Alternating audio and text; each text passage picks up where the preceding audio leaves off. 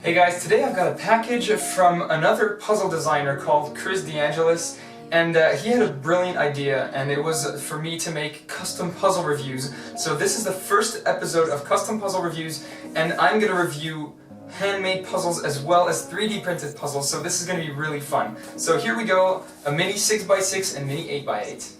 Now thankfully, Chris actually sent me the design files for the two puzzles, so I'm going to be able to be more constructive in the criticism that I make of these two puzzles. So let's start with the 48mm 6x6 that he made. I really don't want to damage it with the cutter. Alright. So this one was painted and not stickered or anything. So it's very loose. Let me see if I can zoom in on that, because it is a mini puzzle after all. So this is 48mm to an edge. Here's a 3x3 in comparison. So quite loose when I play with it. Nevertheless, it does spin quite well. Let's see. The second layer is really nice. The third layer is fine. Okay, it's too bad there's paint here and there. You really should have gone with Oliver for the stickers. I think it's really important to have nice stickers, because the appearance of a puzzle really gives it value.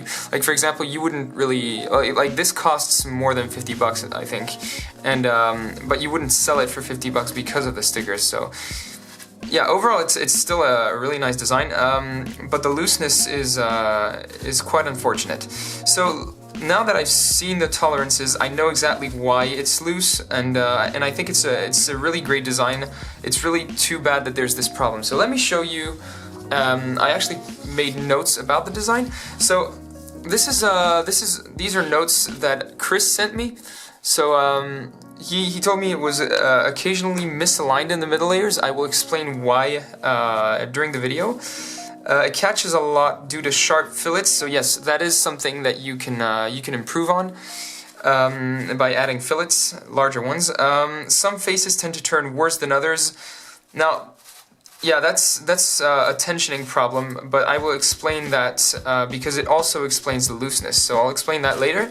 No corner cutting, so no speed tricks. Well, that's a mini puzzle, it's 3D printed, so obviously in any case there wouldn't have been any speed cubing made on that.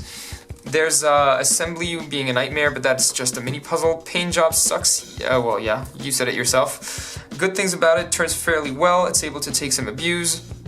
Indeed. Size is fairly good. Might be better pillowed. Honestly, I really like non-pillowed puzzles. I think it gives them more justice. Like it's just cooler when the faces are flat. That's just my opinion, but I really like them when they're flat. Cubic, so alignment isn't the worst. That is true. All right, so let me explain the issues with the design. So I noticed that here there's a gap between the VMech and the outer, well, the rest of the parts. That's a good thing. That's a really good thing, because here you should always have a tolerance. And here I noticed that you used something like 0.3, I think. That's really good on mini puzzles. I use 0.5 because I can use how much I want. Well, here in this case, as long as it's over 0.3, it's fine. So that's perfect. Now, I noticed one small issue in your mechanism. So you were talking about misalignments, and I know why they happen. Now here you have the classic sort of you know, the mechanism for alignment on even layered cubes, where you have this centerpiece here. Well, it's a center corner thing, the one that goes here, and here you have this part that basically blocks one of the two layers when you're turning it. So the only problem is that well, basically your part is like this. So this is this part right here. This is the center. And you have that other part, which is the 6x6 center, well, technically the 7x7 center in the core, and this one actually blocks the movement in that direction, because here it's obviously going to go in contact with that part. Now the issue is that you have the other part on that side. Here it doesn't block anything, so you can actually have a misalignment in the sense that this part is going to go in that direction, and this isn't going to block anything for at least 2 millimeters until it hits the wall. And that is why you get misalignment. Now, what you could do to fix that is just add a wedge here that would be in the same shape as this part here. So basically, your edge piece would look something like this. And that would mean that since you have that centerpiece of the core 7x7 in the middle that's blocking this this movement in that direction, well, thanks to this part, you could also block it in that direction, and this is how you fix misalignment. So that's one of the reasons why it's not perfect. That's the reason for the misalignment. But then again, I haven't seen it happen. That's because, well, you have a very small amount of room anyways, so you can misalign it, but not more than 1 or 2 millimeters. So it's not too bad. Plus, this spins quite well. I'm gonna be honest with you, I really like it. So yeah, that's the first problem. And now the second problem is looseness and the fact that some faces tend to turn worse than others. Well, that's because you didn't use screws. That's as simple as that. This puzzle would have been perfect if you had used screws. Since this puzzle is 3D printed, I guess you used the fact that this center here, that's basically around that circular part, so the center right there, was printed solidary to the core, in the sense that it was just lowered so that it didn't touch the core, but it was printed on the puzzle, and therefore all the parts just couldn't be disassembled and it couldn't be adjusted. You just had to pull them up and that would do the trick. But the thing is, because it can't be adjusted, that means the tensions depend on your printing tolerances, and printing tolerances are generally around more or less 0.1 millimeter. And with a puzzle like that, it can lead to that much looseness. So if this was adjustable and had bigger fillets, it would be absolutely perfect. So this is what you could fix if you wanted to make a second version. Thank you for sending me that one. I really like it. So also there was a second version, but it was never printed, so I want to show you guys this. That was a 48 millimeter version, so same as this one. But another mechanism that uses a 2x2 as a core. So this is the corner of the 2x2, and these are the centers of the 6x6, so these 4 pieces right there, and they latch onto the 2x2. So I think it's a bad idea in the sense that if you use a 2x2 as a core, then the tolerances of that part depend, well, the adjustment of that part on the z-axis depends on the tolerances, and therefore you cannot adjust the tension. Also, you would need to add some tolerances here, here, and there. And well, and also here. So that's a lot of places where you need to add tolerances. It could lead to looseness because you have a lot of those. And here, well, since you have to have a tolerance, otherwise it's stuck between these two walls right there and right here, well, that means that you can have looseness here, and the part would tend to want to pop out that way, in that direction. So, in my opinion, that is a worse design. You should definitely stay on that design and not print this. It's a good thing you never printed that, because it wouldn't have worked any better than that one. It probably would have worked even worse. So yeah, I really don't recommend this design. Keep your puzzles adjustable at all costs. It's really important. So let's move on to the second one. So that was the 6x6. Seriously, your mechanism was great. The first mechanism was a really great mechanism. I'm gonna checkerboard that so you guys can see it. So yeah, first mech was great. The only issue was, of course, the lack of adjustments and the lack of bigger fillets. All right, so this is what it looks like. Very nice design. I really like it. And I think it's a really great idea to do design review videos, so thanks for the idea, Chris. It's really, I think this is going to be one of the best types of videos on my channel. At least this is the one that I prefer filming. Oops, I didn't undo the checkerboard the right way. So yeah, there's a bit of a tendency to lock up, but then again, you did mention that, and yeah, everything is linked to the tolerances and fillets, of course. All right, so let's finish that checkerboard, and I'm moving on to the 8x8. So here it is, somewhere in there. Oh, this is much bigger. So this is 57 millimeters. Let me see if I can avoid damaging that. I'm gonna do it laterally. Alright, nice. So this is a mini 8x8. It is nevertheless much bigger than the 6x6. Here's a 3x3 in comparison, so it's still small for a puzzle. It's pillowed, so again, I did say that I preferred them when they weren't pillowed, but it's still nice. It's a nice feeling to it. It does feel very loose compared to the other one, but it spins really well. Okay, so it is very loose, but it spins well. Oh, I feel like it's gonna pop, so that's one of the negative aspects to it. It doesn't feel as sturdy as the 6x6. The middle layer, though, is really perfect. Alright, so let's move on to the notes. So this is what he wrote. So, notable issues. The parts were some parts were fused in the process, so that's and you used wire cutters to clip them apart. That's not really an issue. The third layer turns poorly as a result of the above. I disagree, but then again, maybe I didn't end up finding... Oh, maybe you meant that third layer, yeah. I see what you mean. I still think this is more related to the fillets than to potential printing problems, but some of the bigger lockups might be due to that.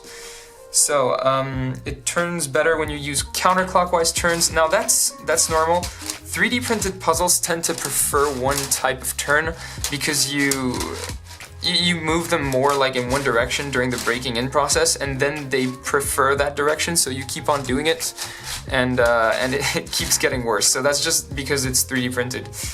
Some parts are raised a little due to the above reasons. Again, I think that's more of adjustments rather than printing problems. Inner mechanism is loose.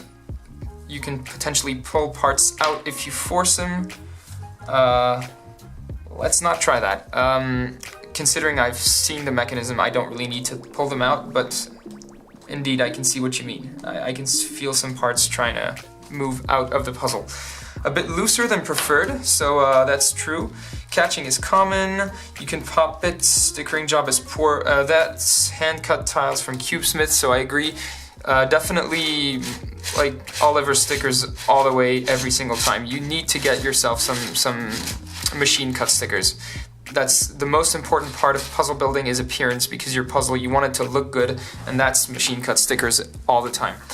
And I think that's pretty much everything. Disassembly and reassembly is near impossible without spending hours and having lots of tape due to looseness. Again, adjustments. The good thing is that it turns really well, all things considered. That is true. It does turn well, even though it's kind of loose and catchy. And there's some room for error available when turning. That is true. And it's fairly light, because, well, it's 3D printed, so it's very light. Now let's move on to the mechanism. Now, same as before, the mechanism is great. Like, this is the perfect VMech. This is what you should be looking for when you're making higher order puzzles.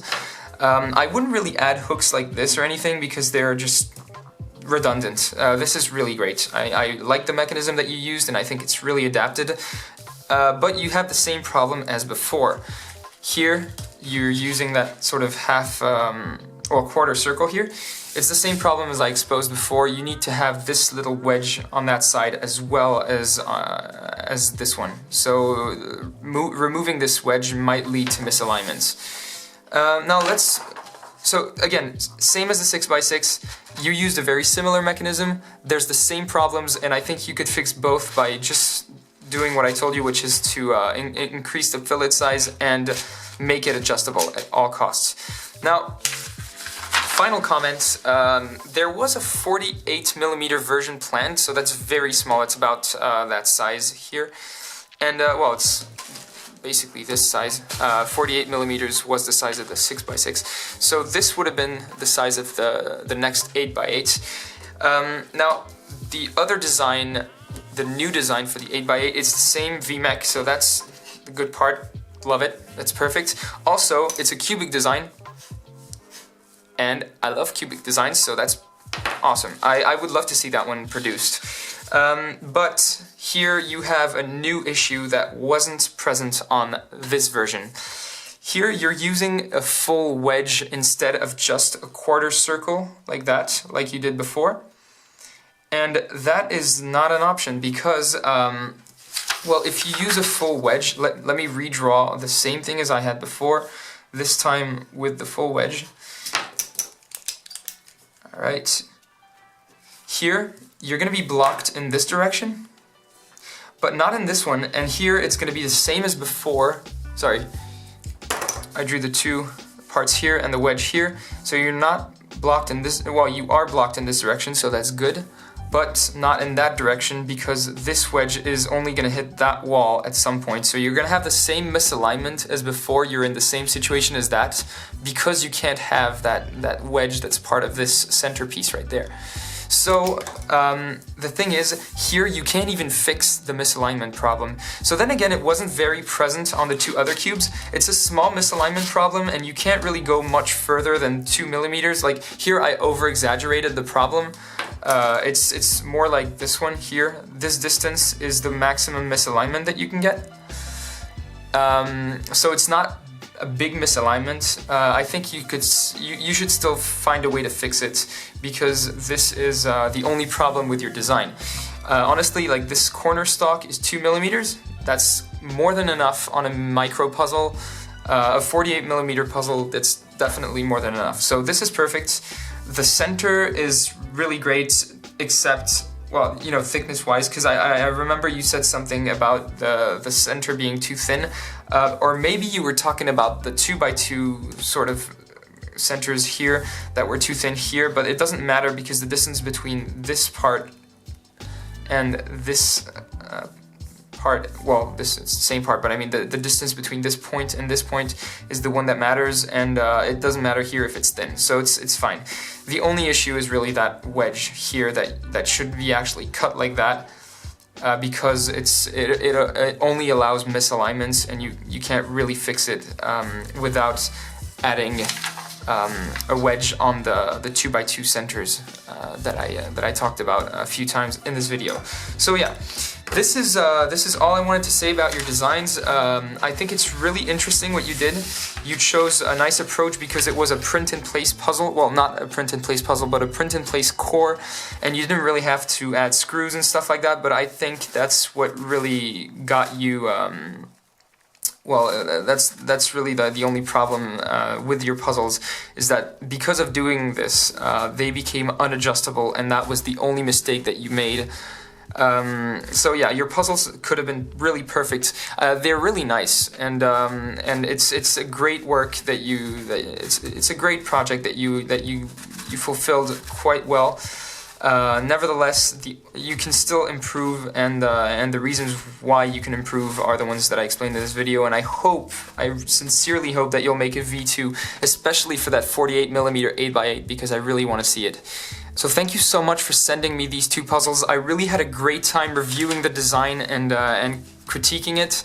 It was really a great experience for me, and I really want to do this again. So if any of you who watch my videos are also interested in modding and 3D printing puzzles, and you would like me to review your designs, I would love to. So please let me know on my Facebook page, or just find a way to contact me.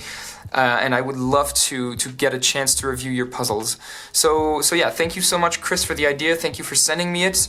Hey, misalignment. This is the one we were talking about. So thank you so much for sending me those. And yeah, I hope you guys enjoyed this video. If you did, please let me know, because I really enjoyed filming it and I had a great time reviewing that. So leave a comment in the description below, like my social networks, and I will see you in the next video. Thanks for watching, guys.